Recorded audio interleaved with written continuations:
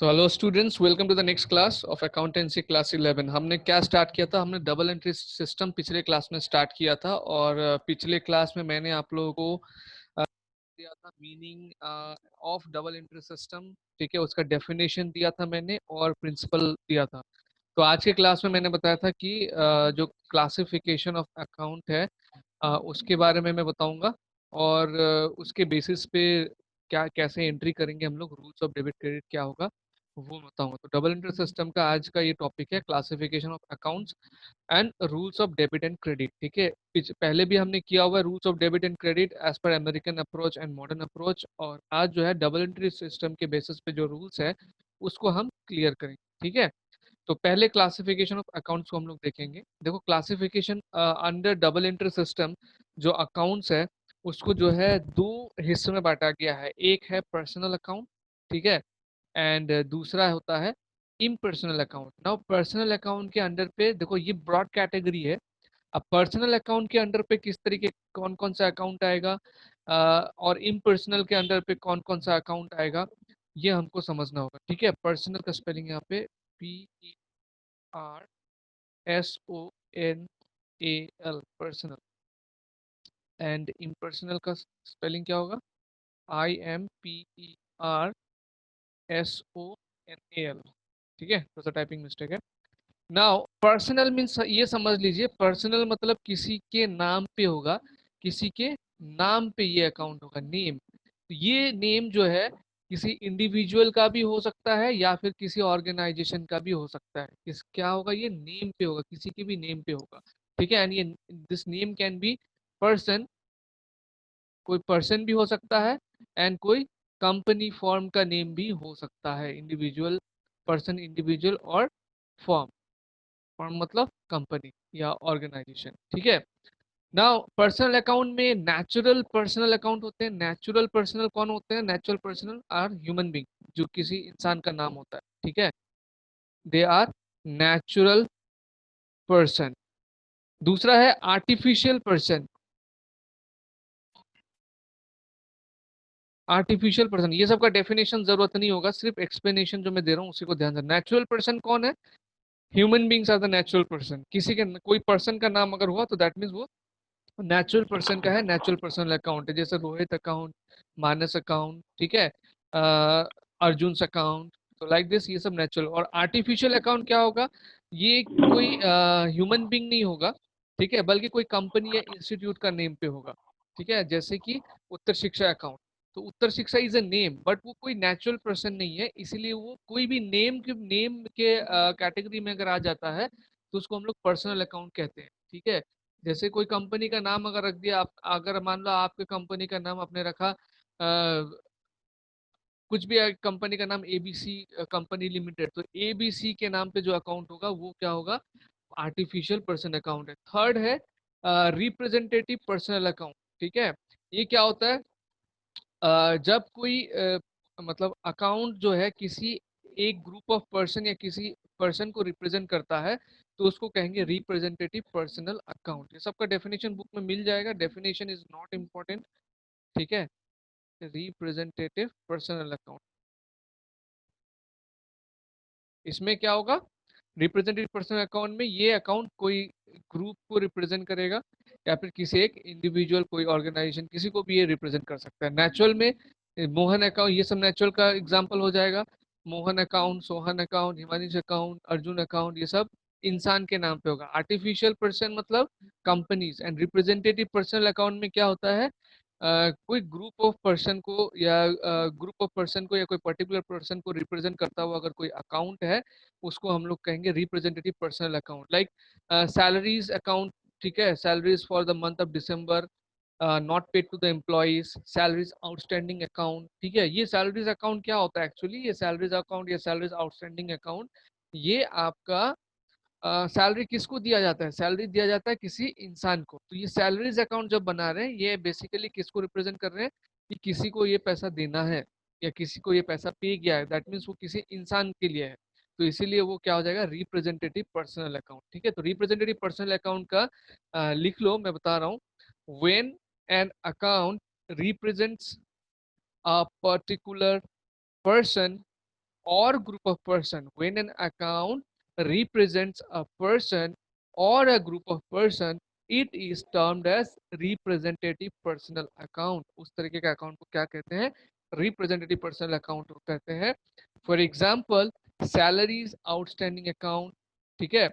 अब ये salaries outstanding account representative account कैसे हो गया? क्योंकि ये अकाउंट क्या शो करेगा? किसको किसको सैलरी पे करना है, और जिसको सैलरी पे करना है वो क्या है? पर्सन है ना. इसीलिए रिप्रेजेंटेटिव पर्सनल अकाउंट हो गया. बाकी नेचुरल एंड आर्टिफिशियल पर्सन, ये दोनों तो बहुत इजी है. नेचुरल मतलब किसी भी ह्यूमन बीइंग को कंसीडर कर रहे हैं. आर्टिफिशियल पर्सन मतलब जो लीगली बना हुआ है, लाइक कंपनी. कंपनी को एक आर्टिफिशियल पर्सन कंसीडर किया जाता है. बिजनेस स्टडीज में आप पढ़ेंगे एक चीज.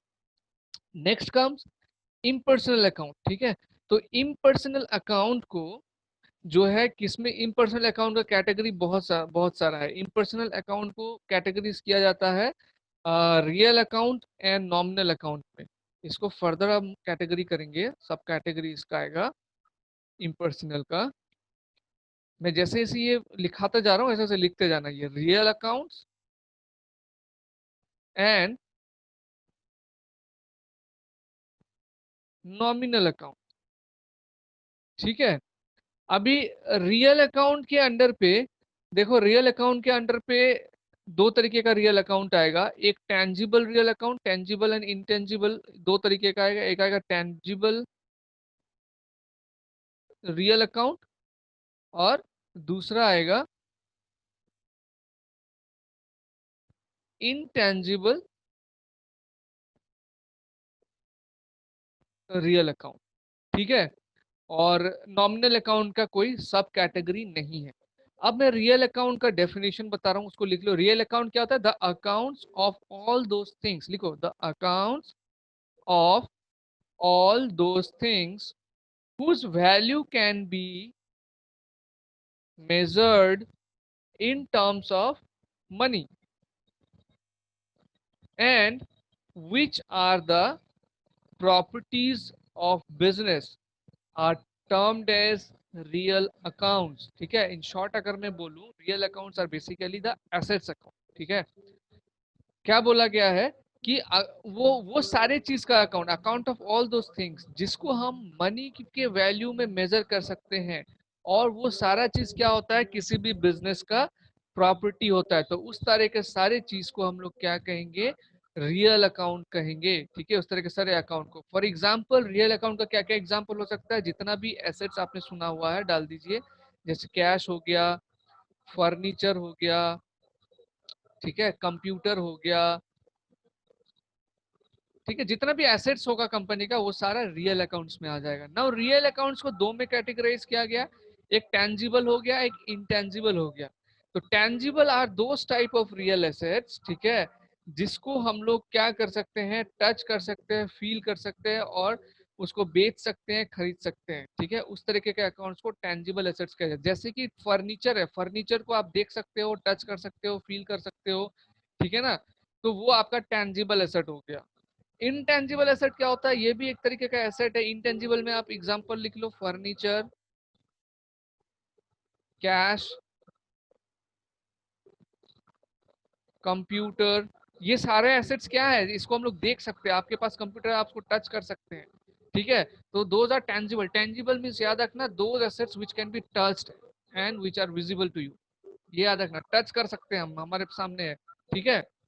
तो वो हमारा टेंजिबल एसेट हो गया. सामने का मतलब ये नहीं कि अगर कुर्सी हम दूसरा रूम पे है, हम उसको देख नहीं पा रहे तो वो टेंजिबल नहीं होगा. वो भी टेंजिबल होगा क्योंकि हम उसके सामने जाएंगे तो उसको तो हम टच तो कर पाएंगे ना. मेन चीज है हम उसको टच कर पा रहे हैं कि नहीं. ठीक है. ये चीज अगर याद रखोगे तो टेंजिबल याद रहेगा. तो tangible assets are those type of assets which can be touched. Computer desk में रखा हुआ है, हम उसको टच कर सकते हैं.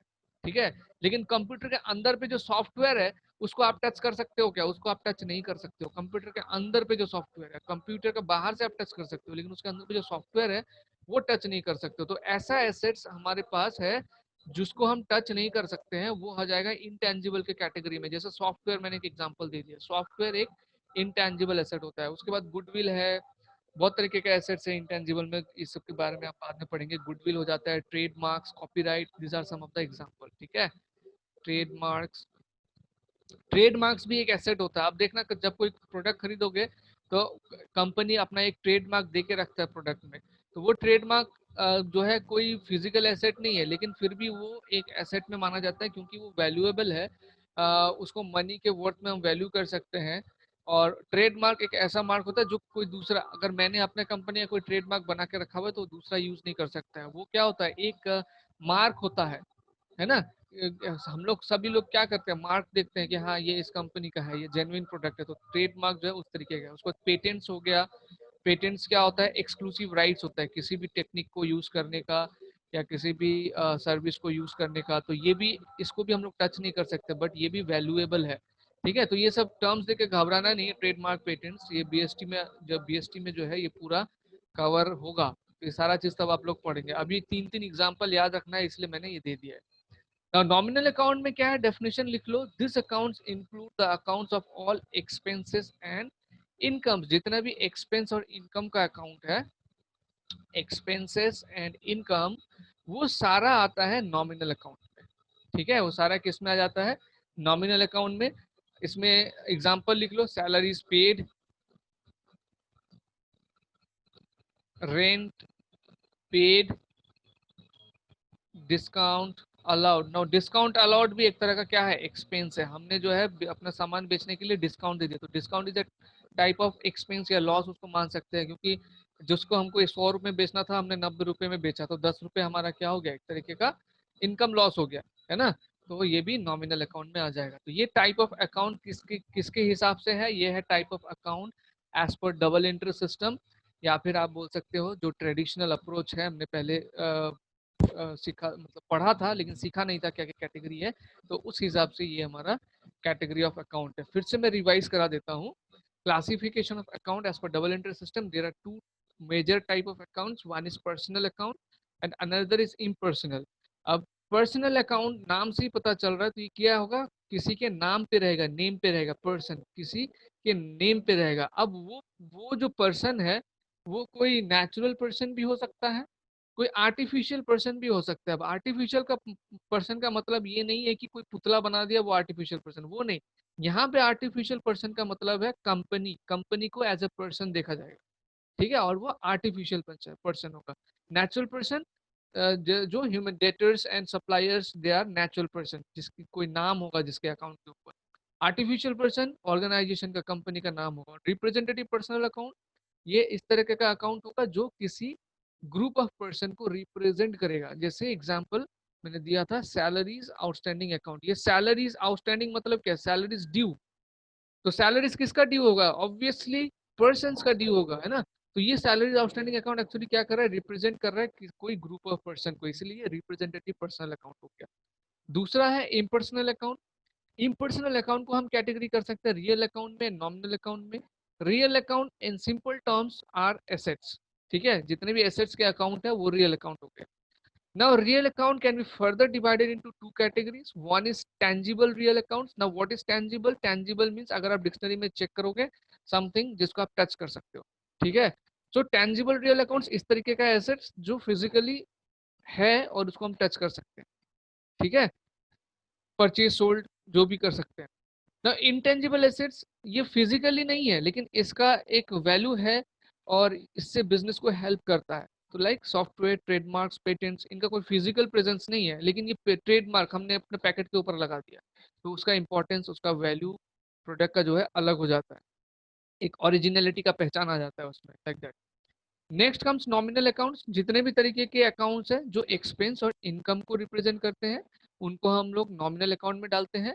For example salaries paid, rent paid and discount allowed. ठीक है, नाउ इस कैटेगरीज के बेसिस पे मैं आप लोगों को इसका rules of debit and credit बताऊं।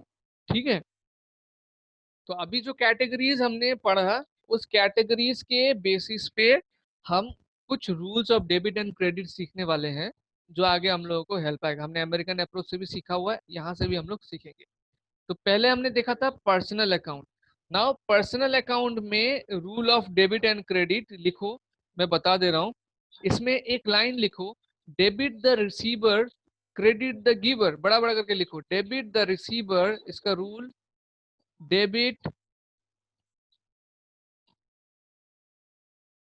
द receiver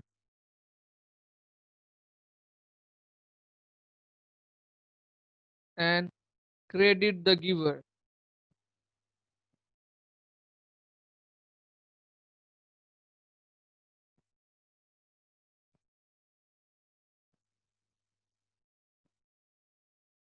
ठीक है, इसमें debit the receiver and credit the giver, इसको एक एग्जांपल से समझते हैं कि कैसे इसको करना है। जैसे मान लो पेड, पेड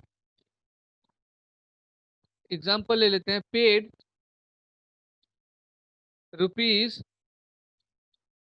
10,000 टू मानस, मानस को यहाँ पे 10,000 पे किया। ठीक है, तो मानस इसमें क्या कर रहा है, रिसीव कर रहा है या दे रहा है?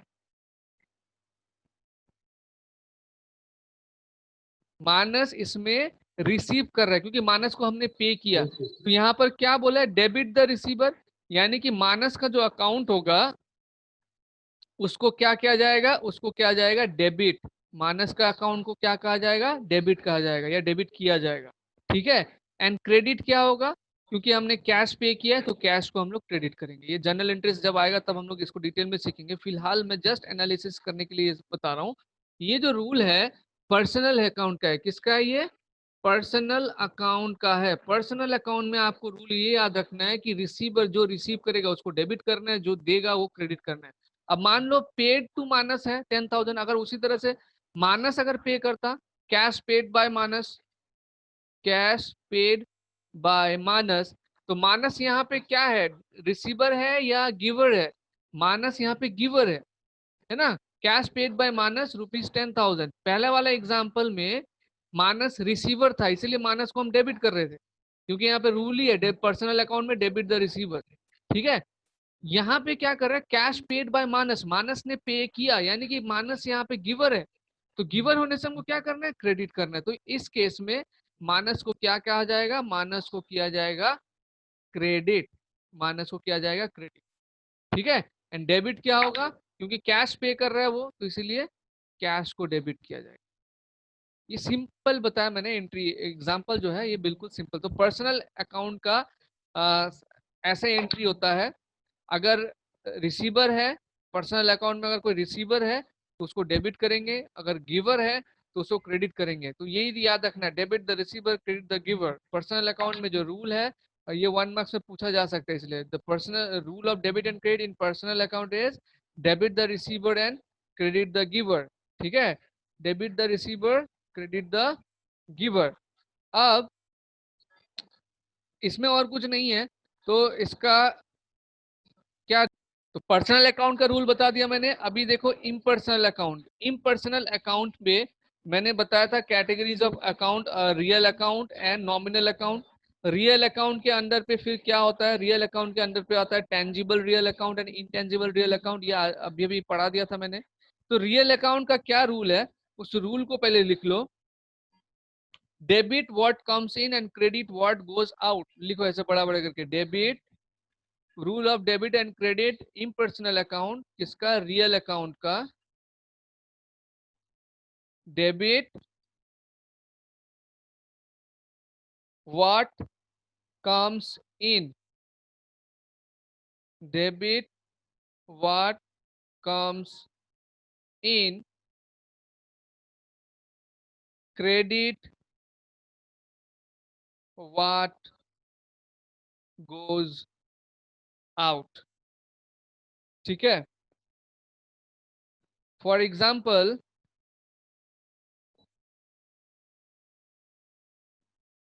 कंप्यूटर परचेस्ड फॉर रुपीज, ये मैं ट्रांजैक्शन दे रहा हूं, 50,000 कैश, पेड बाय कैश। ठीक है, देखो पहले ट्रांजैक्शन को एनालिसिस करो। यहां पर बोला है कंप्यूटर परचेज किया गया है फॉर कैश, तो यहाँ पर दो चीजें इन्वॉल्व है, एक तो कंप्यूटर इन्वॉल्व है, ये भी एसेट रियल अकाउंट में आ रहा है, और कैश इन्वॉल्व है, ये भी रियल अकाउंट में है। ठीक है ना। नाउ रूल क्या बोला है हमको, कैटेगरी पता चल गया कि दोनों रियल अकाउंट है, इम्पर्सनल अकाउंट है, इम्पर्सनल है क्योंकि यहाँ पे पर्सन का नाम नहीं है, एंड दोनों रियल अकाउंट है। तो रियल अकाउंट में रूल क्या बोला है, debit what comes in, credit what goes out. तो यहाँ पे व्हाट कम्स इन मतलब आपके पास क्या आ रहा है, आपने कंप्यूटर परचेज किया तो कंप्यूटर आ रहा है आपके पास, बोला debit what comes in, that means computer हमारे पास आया तो computer will be debited here. Computer क्या करेंगे, कंप्यूटर को डेबिट करेंगे एंड उसका वैल्यू क्या होगा 50,000। कैश से हमने परचेस कर रहे हैं ना, कैश हमारे पास से चला गया, कैश गोज आउट, क्या लिखा है क्रेडिट व्हाट गोज आउट, यानी क्रेडिट, इसमें क्रेडिट में कौन जाएगा, यहाँ पे कैश जाएगा क्रेडिट में। तो ये है रियल अकाउंट का rule, debit what comes in, credit what goes out. एक और एग्जांपल ले लेते हैं, जैसे कि car purchased business purpose for 1 lakh rupees cash. तो यहाँ पे कार जो है, मैंने क्या बोला, कार परचेज किया है ना, किसकी कार परचेज किया, फॉर कैश, कितने रुपीज में, रुपीज 1 लाख में। अब देखो ये दोनों रियल अकाउंट है, कार भी रियल अकाउंट है, कैश भी रियल अकाउंट है। कार हमने परचेज कर लिया तो कार हमारे पास आया, दैट मीन्स ये कम्स इन हो गया। तो अगर ये कम्स इन है तो इसको हम लोग क्या करेंगे, डेबिट। एंड कैश, कैश से हमने खरीदा, हम लोग हमको कैश देना पड़ रहा है ना, तो कैश हमारे से चला गया तो it it goes out, goes out अगर है तो इसको हम लोग क्या करेंगे, क्रेडिट करेंगे। ये रियल अकाउंट का बताया। अभी इम्पर्सनल अकाउंट में नॉमिनल अकाउंट भी है, वो भी बताऊंगा कि उसका क्या रूल है, ठीक है। नाउ नॉमिनल अकाउंट में क्या रूल है उसका बता देता हूँ। देखो ये जो ट्रेडिशनल अप्रोच है रूल डेबिट क्रेडिट का, वो याद रखना बहुत ही सिंपल है, तीन ही चीज याद रखना पड़ेगा। एक तो उसका बताया मैंने, पर्सनल अकाउंट का debit the receiver credit the giver. Real account में क्या हो गया, रियल अकाउंट में debit what comes in, credit what goes out. ये सबको गोल्डन रूल भी बोलते हैं, ठीक है, पढ़ोगे जब स्कूल में पढ़ाएगा। नाउ नॉमिनल अकाउंट का रूल क्या होगा, debit the expense loss, credit the income and gain. लिख लो नॉमिनल अकाउंट। इम्पर्सनल का दूसरा टाइप था ना नॉमिनल अकाउंट, उसका क्या होगा, डेबिट एक्सपेंस लॉस, क्रेडिट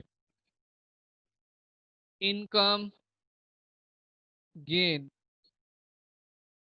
ये है नॉमिनल अकाउंट का, जितना भी एक्सपेंसेस होगा, जैसे सैलरी पे किया, रेंट पे किया, कमीशन पे किया, इलेक्ट्रिसिटी बिल पे किया, ऑल टाइप्स ऑफ एक्सपेंस या जो भी लॉस होगा उसको हम लोग क्या करेंगे, उसको करेंगे डेबिट, ठीक है। कोई भी टाइप ऑफ इनकम हुआ या गेन हुआ, लाइक रेंट रिसीव किया, कमीशन रिसीव किया, है ना, डिस्काउंट मिला, ये सारा क्या हो जाएगा, क्रेडिट में हो जाएगा। ये बहुत इजी है, जब हम लोग सम करेंगे समझ में आ जाएगा, ठीक है। जैसे कि ये डेबिट में salaries paid, salaries paid, rent paid, commission paid. मैं यहाँ पे 3 एग्जांपल दे रहा हूँ, इसका मतलब ये नहीं कि 3 ही है, बहुत सारी चीज होता है। इनकम में क्या हो सकता है फिर, रेंट रिसीव्ड, ठीक है, commission received and other incomes, जितना भी है वो सारा क्या होगा, क्रेडिट होगा। जितना भी एक्सपेंसेस है वो क्या होगा, डेबिट होगा। ये नॉमिनल अकाउंट का है। तो ये हमने इसका भी पढ़ लिया, कैटेगरीज एंड उसका रूल्स। अगर रूल्स को तुम ध्यान से मैच कराओगे ना अमेरिकन अप्रोच से, तो देखो कि ऑलमोस्ट जो टाइप्स ऑफ अकाउंट वहां पे दिए गए हैं 5 कैटेगरी, यहाँ पे 3 कैटेगरी के अंदर पे खत्म किया गया है, बट रूल्स जो दिया गया है वो सेम ही है, कोई डिफरेंट नहीं हो रहा है। अगर तुम अमेरिकन अप्रोच से करोगे तो भी आंसर सेम आएगा, और अगर तुम मॉडर्न अप्रोच से, ये ट्रेडिशनल अप्रोच से करोगे तो भी आंसर देखना वो सेम ही आएगा। फॉर एग्जाम्पल मैं ये लास्ट वाला इस पार्ट समझा देता हूँ। वहां पर भी तुमने देखा होगा कि एक्सपेंस और लॉस के लिए क्या किया गया था, अलग कैटेगरी कर दिया गया था, इनकम गेन के लिए अलग कैटेगरी किया गया था। तो वहां पर भी यही बोला गया था कि इंक्रीज इन एक्सपेंस और लॉस उसको डेबिट करने के लिए, और यहाँ पर भी वही बोल रहे हैं। और कोई भी increase in income and gain उसको क्रेडिट करने के लिए, तो यहाँ पर भी वही चीज बोला जा रहा है, ठीक है। एसेट्स में वहां पर क्या बोला गया था, इंक्रीज को डेबिट करने के लिए। यहाँ पर भी देखो रियल मतलब मैंने क्या बताया, एसेट्स बताया है। तो यहाँ पर भी देखो व्हाट कम्स इन मतलब क्या, कम्स इन मतलब इंक्रीज ही तो हो रहा है ना। तो अमेरिकन अप्रोच में भी इंक्रीज इन एसेट्स को डेबिट करने के लिए कहा गया था, यहाँ पर भी घुमा के वही बात बोला गया है। और डिक्रीज को क्या बोला गया था, डेबिट करने क्रेडिट करने के लिए, तो गोज आउट मतलब क्या, गोज आउट मतलब डिक्रीज। तो देखो डिक्रीज को यहाँ पर भी क्रेडिट कर रहे हैं। तो इसीलिए मैंने पहले ही बोला था कि दोनों को समझाने का समझने का तरीका थोड़ा सा अलग हो सकता है। मतलब हम पहुंच स्कूल में ही रहे, रास्ता अलग अलग ले रहे हैं। रोहित अलग रास्ता ले रहा है और हिमानिश अलग रास्ता ले रहा है, लेकिन पहुंच स्कूल में ही रहे। तो सेम चीज यहाँ पर भी हो रहा है, हम आंसर वहीं पर ही पहुंचेंगे। दोनों अलग अलग अप्रोच भले ही है, रास्ता दोनों अलग है, लेकिन पहुंचेंगे हम एक ही जगह पे। तो कोई भी मेथड फॉलो करो, तुमको आंसर सेम ही मिलेगा इसमें। समझ में आया? तो ये था rules and classification of account. बहुत ही इंपॉर्टेंट है क्लासिफिकेशन ऑफ अकाउंट को समझना। तो क्लास के बाद इसको जरूर एक बार गो थ्रू करना, ठीक है? अदरवाइज समझ में बाद में हो सकता है कि क्लियर ना हो। तो प्लीज उसको एक बार जो है जरूर गो थ्रू करना, और कोई भी डाउट होगा मेरे से शेयर करना।